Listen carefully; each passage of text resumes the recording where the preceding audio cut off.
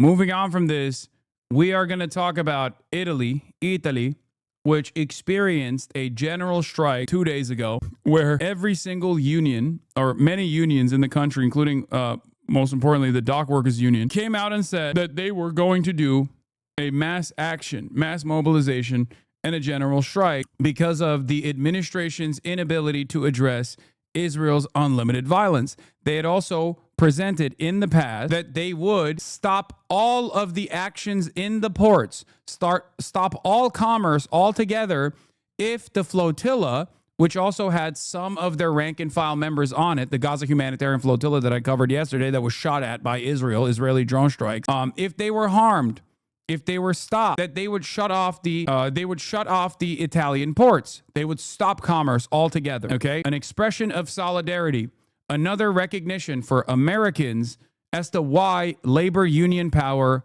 matters. Okay, and it turns out this actually worked because while some people have said that it's not true that Italy is actually sending a naval vessel to protect the Gaza flotilla, it seems as though the Spanish government has said they are going to do so. They're going to send their own vessel as well. But let's see. Italy's Unione Sindacale di Base, the rank and file union, has announced a permanent mobilization in 100 squares across the country in solidarity with the global Samud flotilla. In Rome, the protest will begin Friday in Piazzi di Cinquecento. Did I say that right? I don't know. Following the attacks yesterday involving drones and 12 explosions on 9 different flotilla ships carrying humanitarian aid for Gaza, USB warned that if authorities try again to stop the flotilla, the response will be immediate. General strike without notice. Cinquecento. Okay. USB is one of Italy's largest independent unions with tens of thousands of members concentrated in the public sector, logistics, transport, healthcare, and precarious or temporary work. Founded in 2010, it is known for its militant politics, strongly anti-austerity, anti-NATO, and anti-war.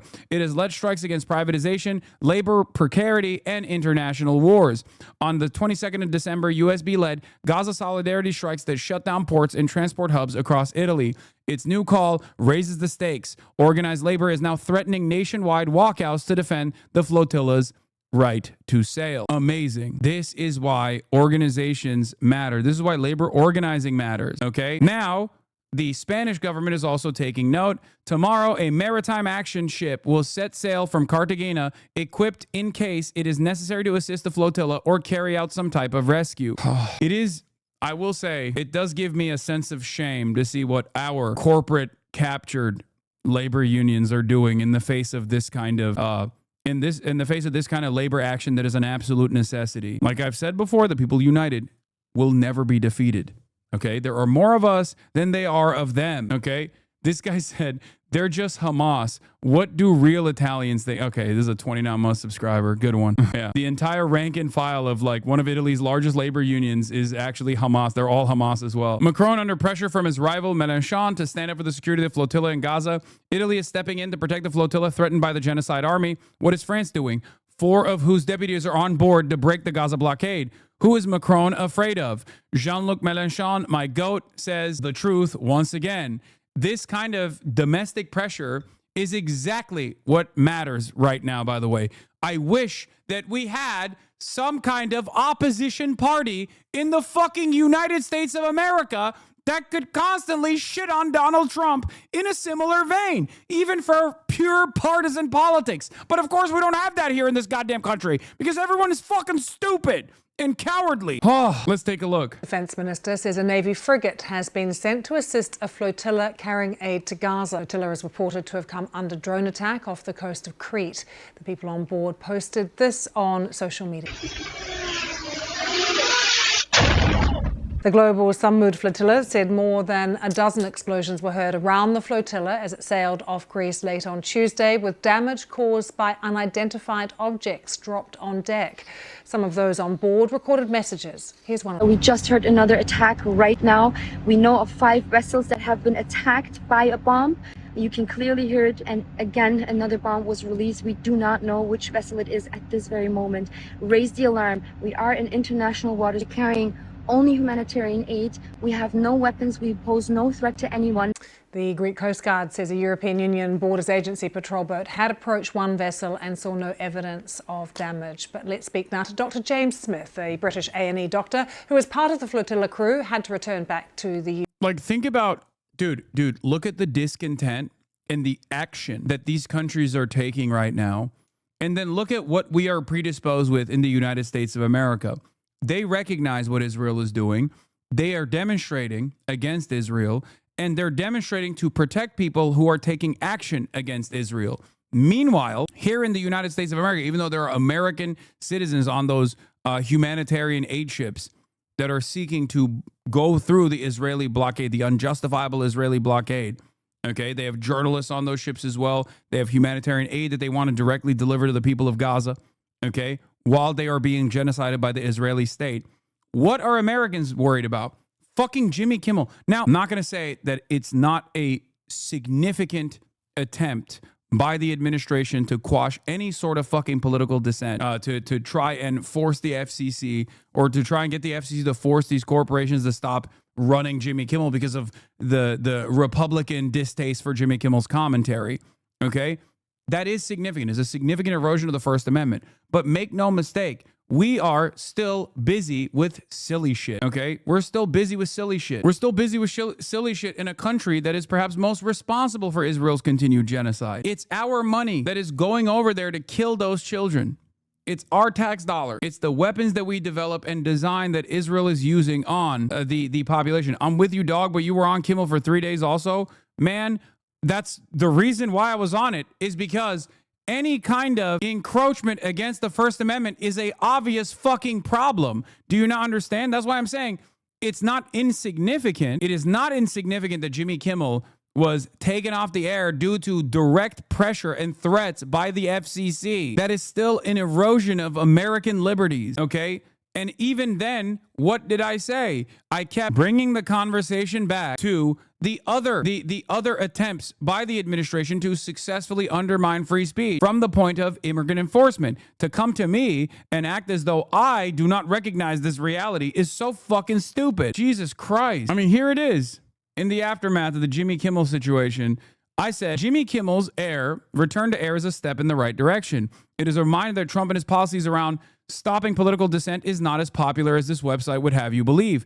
People must also extend this enthusiasm and fervor to protecting pro-Palestinian advocacy. To accuse me of dropping the ball on pro-Palestinian advocacy is so stupid when you clearly don't understand that a big part of the reason why an administration that comes after Jimmy Kimmel for, like, you know, tepid ass takes about the fucking administration are clearly going to destroy my opportunity to speak out against Israel. I understand that reality. I'm surprised that you guys don't. UK, but is, I understand, still in contact with colleagues aboard the ship. James, good to see you. What have they told you? What's been happening? So, Lucy, last night, a series of what appear to be coordinated attacks, I believe now 15 attacks on the flotilla. The flotilla now comprises about 40 vessels, most of which are small sailboats, 2 slightly larger motorboats, all of which, as you just heard from that clip, are carrying humanitarian aid, water, food, medicine. I myself was with the flotilla for about 2.5 weeks. I was on several of these boats, and I can attest to exactly that. These boats are crewed by regular folks from the world over, lawyers, doctors, nurses, teachers, and so on. What we know about what happened last night, so we were still trying to get to the bottom of exactly what was used against the boats, but a series of quadcopters were flying very close to the boats and dropped onto several vessels what looked like flashbangs, very loud noise, very bright light, often used to disorientate and to intimidate. And then, of course, the communications line was jammed. The VHF radio, which is used for emergency communications, started playing music by the Swedish band ABBA. We believe that this might well be due to the peculiar fixation of the Israeli state on the participation of Swedish national Greta Thunberg. Given that the Is not an attack on you if organizing is such a big problem for the left in the U.S.? Couldn't someone with such a large platform following like yours help organize blackout or strikes or other means of organizing the fight back. It's not an attack on me. It's an attack on, I guess, your inability to understand the logistics of planning something like this, a mass demonstration like this. Okay, you have to use the pre-existing organization. Stop lying. Should I get nuggets or strips from Chick-fil-A? I'm super hungry. Stop lying. Invisible Mirror, thank you for the 100 gift sub. Labor union collective action needs to be conducted at the union level. 41,000 people, if we all decided to collectively not go to work tomorrow, this would not actually change the dynamic at all, because there is no like organizing body that puts it together. It's like Reddit strikes or whatever people try to fucking pretend to put together are all inconsequential. Unions have to do it. There's nothing you can do. At most, what you can do is basically try to engage in like mass protest or something. Yeah, that's just 41,000 companies that have one employee not showing up for a day. And people are going to be like, why didn't he show up? I don't know. Agreed, you can't go out and call for a general strike, but as an activist, I constantly see the need for new structures. Are the established ones that are stagnant and concerned about contract? This is only something that you can do from within. If you're a rank and file member, if you're already a part of union organizing, you can approach your union to demonstrate, to take action. Otherwise, it's just a sick day. That's not how this works. The amount of aid on board the flotilla is so small when the scale. But 10% of the U.S. workforce in a union, they are in an institution of power, is just fucking, isn't that just dogmatic Marxist cope? That is just so wrong.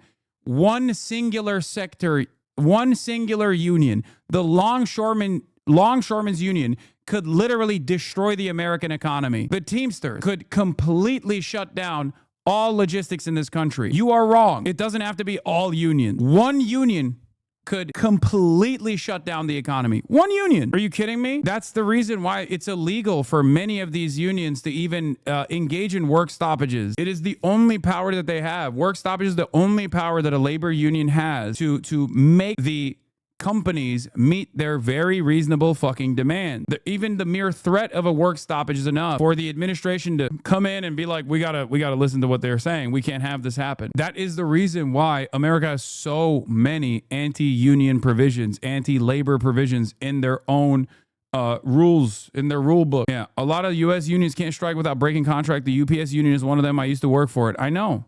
That is the principle of solidarity, however, that it doesn't matter. If a labor union takes this action and they have enough runway to protect their rank and file, this is why strike funds are important, okay? This is why they have a legal team. This is why they have strike funds. If rank and file get together and basically starve out the capital owners for an extended period of time, their interest in generating profits is going to inevitably kick in and force them to meet the demands of the labor union.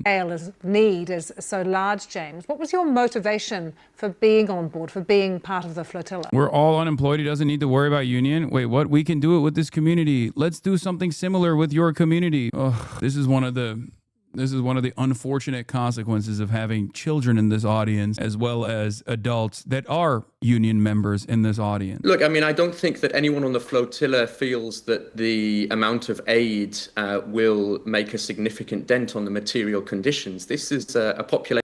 Like when you say, what about right to work days? It doesn't matter. They can't, the whole point is they can't fire everybody, okay? And even if they did, the process of rehiring and retraining would be so unimaginably costly. These are all calculations that the capital owners have to make. What are we doing? That's why historically, this is how initiatives have taken place. That's why historically changes have been made in exactly this way. Of more than 2.1 million Palestinians who are being subjected to genocide. The focus of the flotilla is not only to bring aid, but to draw attention to Israel's atrocities in Gaza, Israel's flagrant breaches of international law, and the failure of what's left of the international community to uphold its collective legal, political, and moral obligations. We know that direct action flourishes where political and legal systems fail to uphold the most basic values, the most foundational commitment to human rights. And the flotilla is doing what states have refused to do. Israel is perpetrating genocide against... How dare you? Strips are way better. Didn't unions get disbanded back in 1950 during railroad strikes? Why did you dodge my question about the choice? HasanAbi, dodge. You didn't answer my question. Oh my God, shut the fuck up about chicken strips, man. Jesus Christ. the Lock in, Palestinian chatters. people. Lock And it in. is incumbent upon all states, per the terms of the Genocide Convention, to act to break Israel's illegal siege. And really, that's the primary focus of the flotilla, to continue to draw attention to what Israel is doing to the Palestinian people in Gaza. And James, in terms of your job as an A&E doctor, we have been hearing from 2 Australian doctors, surgeons who are working in Al-Shifa. They are barely functioning there. They describe just horrific conditions that they're having to operate in. And of course, so much of the rest of the infrastructure within Gaza has collapsed as well. I know that you've worked inside Gaza. I mean, what are you hearing from other colleagues who are in there at the moment? Much the same as what you've just described. I mean, the situation in Gaza deteriorates day on day. Israeli forces have invaded Gaza City, where there was still some functioning healthcare facilities, some bed capacity. The Israeli tanks are now very close to Al-Shifa hospital. People, of course, being forced to flee towards the south. In the last couple of days, PMRS clinics have been repeatedly targeted. They're not going to hit the but Hamas line. No, at this stage, if you haven't noticed, mainstream outlets are also responsive to the quite reasonable demands being made by the public. And it's I said this a while back. Mainstream media basically follows like this broadcast, but 6 months later. So if you see something that I cover, and when it comes to like broader recognitions as far as like the genocide, they're 2 years too late, right? But for a lot of things, for a lot of issues, like they initially thought that they could just like hide the anger and resentment that the public was experiencing and the demonstrations, and they thought they could consistently contextualize Israel's violence, and they kept that up for quite a while. But at a certain point, they have a higher priority of maintaining at least a shred of legitimacy, a shred of credibility. So if you got hundreds of thousands of people in the fucking streets being like, this is a genocide, we have to stop it, and they're just like, this is not a genocide, and there's no reason to stop it, you are all Hamas, then no one is going to look at mainstream outlets ever again. And as a matter of fact, they've already eroded what remains of their credibility. But the tonal shift coming now is a consequence of all of the public pressure, okay? That's it. That's the only reason, because it's gotten to a point where the majority everywhere in the Western world has realized that this is a genocide. It's unacceptable, and we have to do everything in our power to stop it. So they have to literally say it's a genocide. I mean, look no further than the New York Times, right? When the New York Times wrote that silly article about me in the style section about how I was accusing Israel of, in air quotes, a genocide, that was a couple months ago, right? Now the New York Times allows me to write a fucking op-ed where I say Israel is doing a genocide, and they hyperlink it to another New York Times op-ed from a Holocaust scholar, a Jewish Israeli Holocaust scholar, who is also calling it a genocide. So like the permission structure has expanded. It's no longer an accusation. It's now the objective reality. Maybe there's still a difference in opinion on this stuff, but that means that 6 months down the line, they are going to also, once the Overton window is shifted in the direction of truth even further, they will then say, these guys are actually denying the Holocaust. These guys are actually denying the genocide. We're not there yet. And obviously, it's totally understandable and totally reasonable for people to say too little, too late. But I still see value in continuing to push these institutions that still have a lot of credibility among people who have a lot of power, for example, a lot of executives, a lot of older people, to change their tone. Because I recognize that every single person is necessary in this fight, because it's obvious that these guys are not going to change. These guys are not going to turn around and do this out of the kindness of their fucking heart. They're not going to do it. And if this administration in the United States of America didn't recognize that this was a deeply unpopular issue, they wouldn't be doing stuff like this. Trump will sign executive order on domestic terrorism networks. They're doing this because their agenda is unpopular. A strong administration that has this broad popular mandate would see no need to stamp out discontent. They'd just be like, all right, shut up. Keep chirping into the fucking wind, stupid. Nobody cares. We're doing the wishes of the popular. We're abiding by the wishes of the Democratic majority. Do you understand? It is only in your weakest moments do you engage in this kind of like fascist control over flows of information. This is not a time to stop. It's actually a time to keep pushing. The Palestine Medical Relief Society, ongoing attacks on Palestinian healthcare and humanitarian workers, and of course on the entire population of Gaza, and still no tangible action from the sailing in international waters. Again, the flotilla comes under attack by drones. There was another one, yeah. We just experienced a fifth attack. We need to assess which boat was that. They're likely throwing flashbangs at our boats. It's very, very important that we stay on alert. Right now we are in a moment of full drone alert. We need to pressure the world for these attacks to stop. In addition to physical attacks, the boats also faced electronic warfare. And right now they're jamming our VHF, as you can hear. We do not know where this is coming from, the sound, but other vessels are experiencing the same thing. They're jamming our radio. As news broke, people tried to contact their governments for help. Israel just attacked United States military veterans on the global Samud flotilla. I need the U.S. Department of State to call Israel and tell them not to bomb U.S. veterans. As the sun rose, Al Jazeera's Hassan Masood confirmed the details. The fleet's ships were subjected to at least 13 attacks, during which repeated explosions were heard, targeting 11 of its ships. Human rights activists heading to Gaza say they're undeterred. Global Samud Flotilla, a peaceful, legal humanitarian mission, was targeted with more than 10 attacks. From the night prayers till dawn, these drones kept circling above us. This is psychological war to scare us and stop us from going to Gaza. We are not afraid, and we are determined. We will stand against this genocide. Earlier this week, a U.S. envoy confirmed in an interview for the first time that Israel was behind one of the initial attacks on the flotilla in Tunisia. Israel is attacking everybody. So Israel is attacking Syria. Israel is attacking Lebanon. Israel is attacking Tunisia. And as Israel's attacks continue, yet another appeal from the boats for accountability and assistance. From an Irish perspective, I speak directly to the Irish establishment class, the media and political class right now.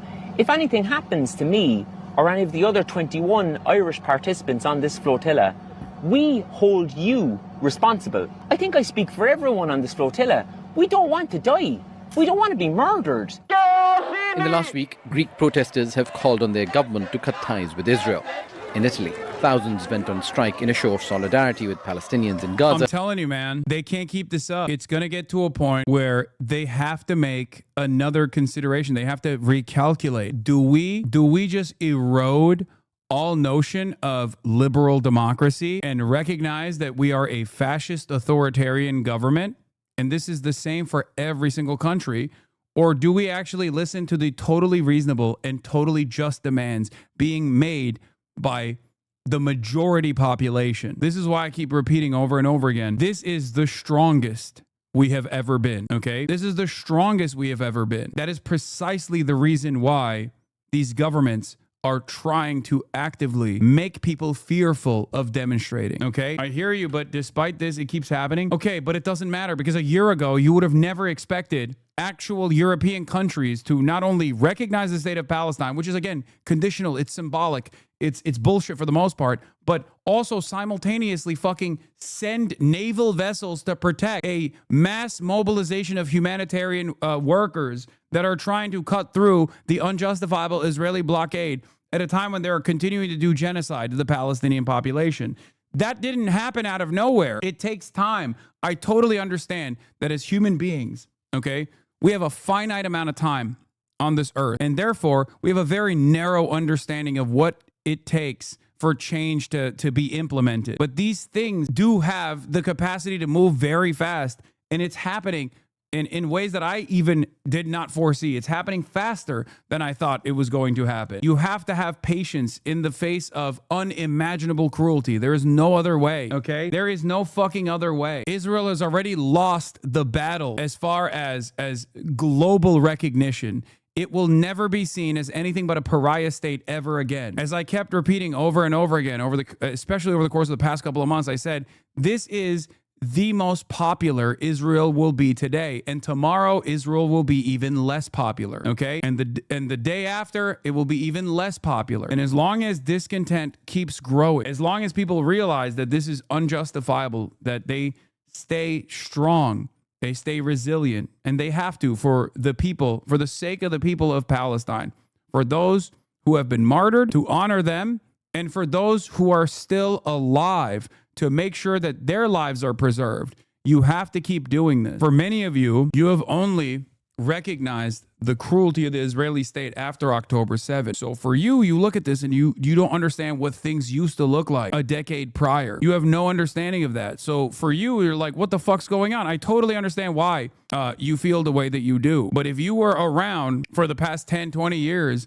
and you recognize this reality 10, 20 years ago, this is completely unprecedented. This level of mass mobilization internationally is completely unprecedented. It's directly cutting through the multi-billion-dollar lobbying and influence peddling network that Israel has designed with no pushback whatsoever over the course of the past 80 years. You have to keep doing this, but I will sit at my elitist desk and talk about it. That's really funny that you're saying that, because I don't just sit at my elitist desk and talk about it. I fucking go outside and I go and talk at fucking rallies too. Not that it makes a difference for you, because you don't know that. Or even if you did, you just want to still present this as me just sitting in my fucking desk. Never seen you at one? Oh, so it must not exist. Are you a baby? Do you have no object permanence? You do realize that this means that you're an idiot, right? I am a baby. I can tell. I've only seen you at your desk on clips, so you must not have done more. Calling for arms shipments to Israel to be stopped. Even in Israel, some activists marched towards the Israel-Gaza border, calling for an end to the siege. Their signs read, "By land and the sea, break the siege," and hands off the Samud flotilla. A sentiment that's growing around the world among people who feel their governments are complicit in the genocide. Sama bin Javed, Al Jazeera. Don't miss out. Get the full picture. So that's where we're going to... Anyway.